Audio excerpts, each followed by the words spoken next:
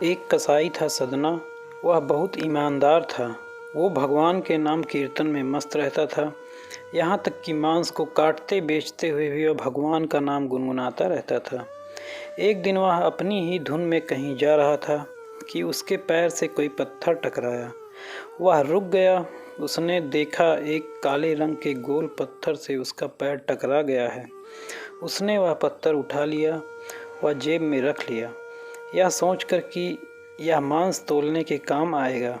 वापस आकर उसने वह पत्थर मांस के वजन को तोलने के काम में लगाया। कुछ ही दिनों में उसने समझ लिया कि यह पत्थर कोई साधारण नहीं है। जितना वजन उसको तोलना होता, पत्थर उतने वजन का ही हो जाता। धीरे धीरे यह बात फैलने लगी कि सदना कसाई के पास वजन करने वाला पत्थर है। वह जितना चाहता है पत्थर उतनी ही तोल देता है। किसी को 1 किलो मांस देना होता तो तराजू में उस पत्थर को एक तरफ डालने पर दूसरी ओर 1 किलो का मांस ही तुलता। अगर किसी को 2 किलो चाहिए हो तो वह पत्थर 2 किलो के भार जितना भारी हो जाता। इस चमत्कार के कारण उसके यहाँ लोगों की भीड़ जुटने लगी। भीड़ जुटने के साथ ही सदना की दुकान की बिक्री बढ़ गई। बात एक शुद्ध ब्राह्मण तक भी पहुँची। हालांकि वह ऐसी अशुद्ध जगह पर नहीं जाना चाहता था जहाँ मांस कटता हो व बिकता हो, किंतु चमत्कारिक पत्थर को देखने की उत्सुकता उसे सदना की दुकान तक खींच लाई। दूर से खड़ा वह सदना कसाई को मीट तोलते देखने लगा।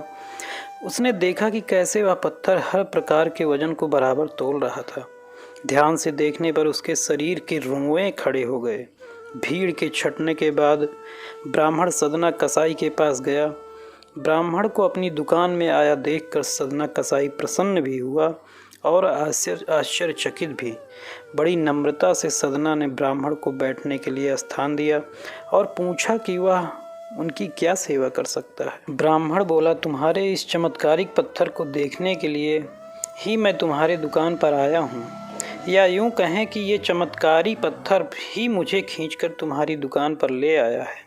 बातों ही बातों में उन्होंने सदना कसाई को बताया कि जिससे पत्थर समझकर वो मांस तोल रहा है, वास्तव में वो शालिग्राम जी हैं, जो कि भगवान का स्वरूप होता है। शालिग्राम जी को इस तरह गले कटे मांस के बीच में रखना व उनसे मांस तोलना बहुत बड़ा पाप है। सदना बड़ी ही सरल प्रकृति का भक्त था। ब्राह्मण की बात सुनकर उसे लगा कि अनजाने में मैं तो बहुत पाप कर रहा हूँ।